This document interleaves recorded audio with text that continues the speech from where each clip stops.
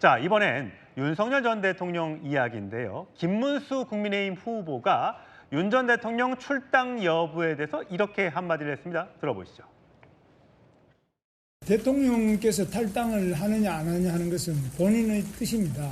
우리 당이 대통령 보고 탈당해라 하지 마라 이렇게 하는 것은 옳지 않다고 생각하고, 만약 윤석열 대통령께서 잘못한 점이 있다고 판단해서 탈당하라고 한다면 우리 당도 책임이 있습니다. 자기가 뽑은 대통령을 탈당시키는 방식, 이런 것을 가지고 책임이 면책될 수도 없고 또 그렇게 하는 것은 도리도 아니라고 생각합니다. 자진 탈당을 하지 않는 이상은 출당 조치는 없다.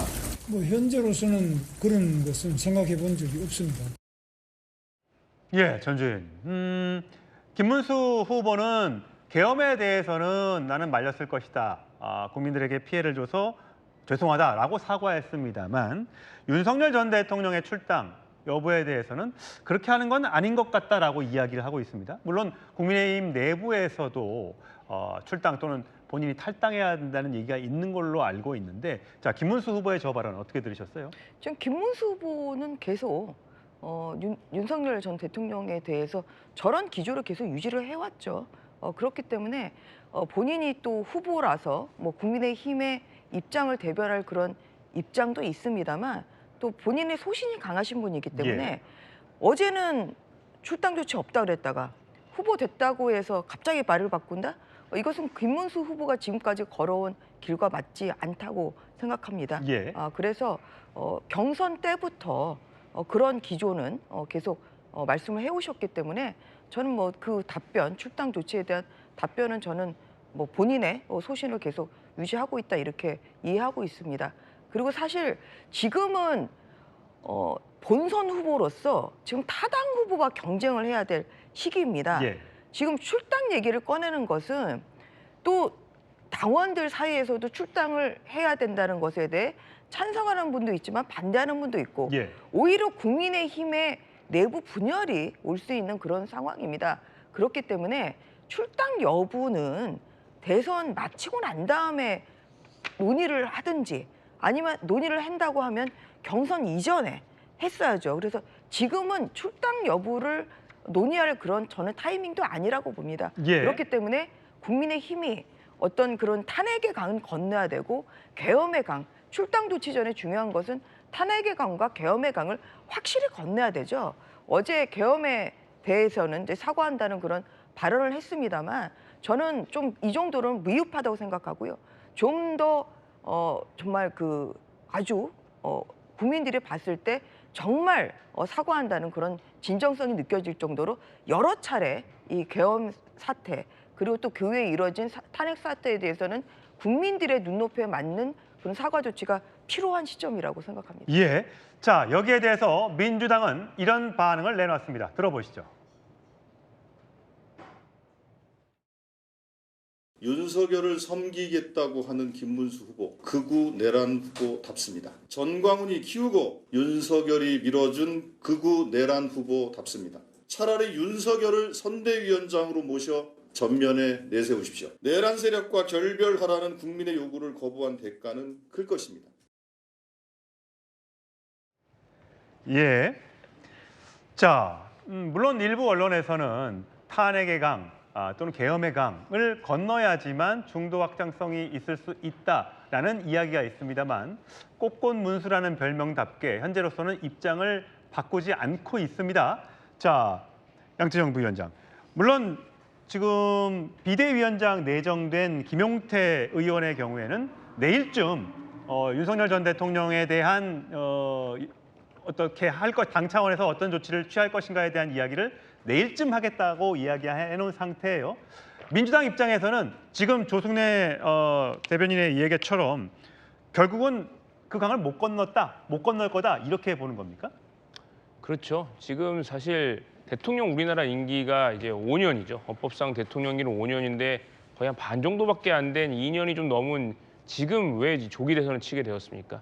바로 윤석열 전 대통령의 이제 불법적 위헌적인 이제 비상계엄과 사실은 내란 혐의를 받고 있는 이런 일련의 사태 때문에 사실 국가적으로 굉장한 손실, 국민적인 많은 피해를 감수하면서도 이제 새로운 정부를 출범하기 위해서 지금 이제 후보들을 내고 있는데요.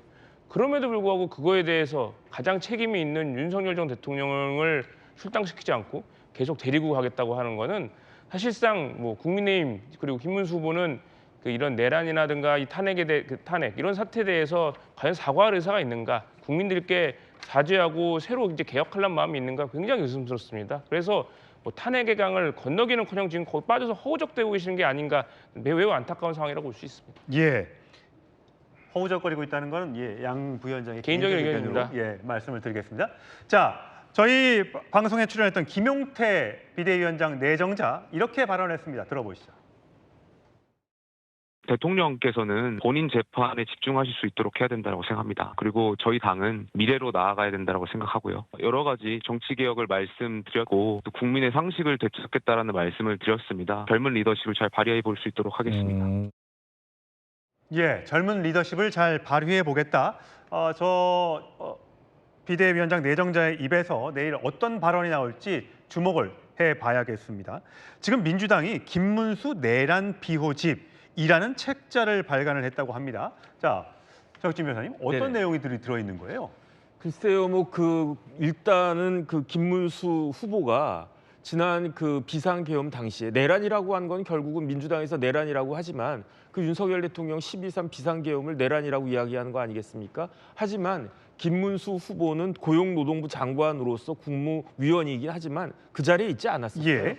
하지만은 보여준 게 이렇게 지난번에 그 의원님들이 일어서라고 했을 때 꼿꼿이 앉아 있었다, 그런 모습들을 내란이라고 결국은 이제 치부하려고 하는 것 같은데, 제가 봤을 때 저런 식으로 자꾸 내란몰이를 하는 것이 민주당 입장에서는 이번 선거에서 민주당에게 도움이 되기 때문에 저런 거 아니겠습니까? 그렇기 때문에 지금 국민의힘이든 민주당이든 실질적으로 집중해야 될 것은 대선 승리일 텐데, 아무리 제가 생각을 해봐도 윤석열 대 이재명 구도로 가면 형식적으로는 그 구도가 붙었을 때 2대2였어요. 윤석열 대통령이 지난 대선에서 이겼고 그 다음에 있었던 지방선거에서 이겼습니다. 예. 하지만 그 다음에 있었던 강서구청장 선거와 총선에서는 대패했잖아요. 예. 그렇기 때문에 형식적으로는 윤석열과 이재명은 2대2다, 맞수다 이렇게 볼 수 있지만 지금 입장에서는요, 윤석열 대 이재명 구도는 그야말로 민주당에게는 땡큐인 그런 상황 아니겠습니까? 실질적으로 이번 대선에 국민의힘에 있어서 가장 큰 현실적인 걸림돌은 누구냐? 제가 봤을 때 윤 대통령인데, 이 정도 되면 윤석열 대통령이 스스로 결단해야 됩니다. 이게 김문수 후보가 마음이야 출당을 시키고 싶겠습니까? 하지만은 중요한 건 뭐냐면은 윤석열 대통령이 스스로 탈당을 해야, 그래야 국민의힘에게 조금이라도 더 힘이 되고, 그래야 윤 대통령 본인에게도 더 낫지 않을까? 그 이야기를 김용태 이제 내정자가 이야기한 것이다. 저는 그렇게 판단됩니다. 예, 윤석열 전 대통령뿐만 아니라 김건희 여사에 대한 지금 검찰 조사가 원래는 오늘 소환 통보를 받은 상태였는데 어저께 불출석 사유서를 제출을 했습니다. 박 전 의원님. 그러면서 박 의원님 죄송합니다. 문재인 청와대 계셨으니까 어제 불출석 사유서를 내면서 그런 얘기를 했더군요. 아니 문재인 전 대통령도 서면 조사 받고 기소했는데 왜 나만 갖고 그래? 왜 나만 검찰에 나와서 출석 소환 조사 받으라고 그래? 그러면서 이 대선에 영향을 미칠 수 있는 만큼 지금 못 나가겠다 이렇게 얘기했습니다. 국민의힘이나 김문수 후보님께서 참 난감하실 것 같아요. 이 대선을 왜 치르게 됐습니까? 윤석열 전 대통령의 우연 불법 비상 계엄 때문에 이 조기 대선을 치르게 됐어요. 대선에 막대한 영향을 이미 미치고 있지 않습니까? 김건희 여사가 대선에 어떻게 더 영향을 미친단 말입니까? 정말 상황 인식을 너무 못해도 너무 못한다. 어떤 미안한 생각도 없다 이런 생각이 들고요. 좋습니다. 어쨌든 원칙과 상식과 공정, 법에 의해서 처리가 될 것이고요. 그런데 그 대선에 영향을 미치기 때문이라고 하는 어이없는 이유도 어이가 없지만 문재인 전 대통령을 거기에 끌어들이는 것도 정말 어이가 없어요. 왜 그러냐면 문재인 전 대통령은 지금 검찰로부터 서면 조사서를 받았어요. 그리고 그것을 이제 언제까지 답변을 내겠다라고 일정을 검찰에 통보한 상태였어요. 아마 한 2주인가 후까지 내겠다 이렇게 하고 있는데, 아니 검찰이 왜 그 2주를 못 기다립니까? 그 답변서를 무슨 오래 끌은 것도 아니고. 그래서 답변했는데 갑자기 2주 후까지 서면 답변서를 내겠습니다 통보를 했는데, 이런 방법 없이 그냥 기소를 해버린 거예요. 그 상태에서. 그러니까 김건희 여사가 좀 제대로 알아야 되는 것이 문재인 전 대통령이 불출석했다거나 거부했다거나 그런 것이 아니라 서면 답변서를 제출하겠다라고 통보를 한 상태에서 아무런 검찰의 반응이나 조치 없이 그냥 기소를 당한 겁니다. 그렇기 때문에 아무데나 그런 거 붙이는 거 아니다는 말씀을 꼭 드리고 예. 싶습니다. 알겠습니다. 이게 사실 김건희 여사의 경우에는 출석을 해도 또 출석을 이렇게 하지 않아도 선거에 미치는 영향이 일정 부분 있는 것 같습니다. 자, 과연 이런 여러 가지 일들이 이번 대선에 또 앞으로 있을 여론조사에 어떤 영향을 미칠지요. 여러분, 유권자 여러분들께서 판단해 주시면 될 것 같습니다.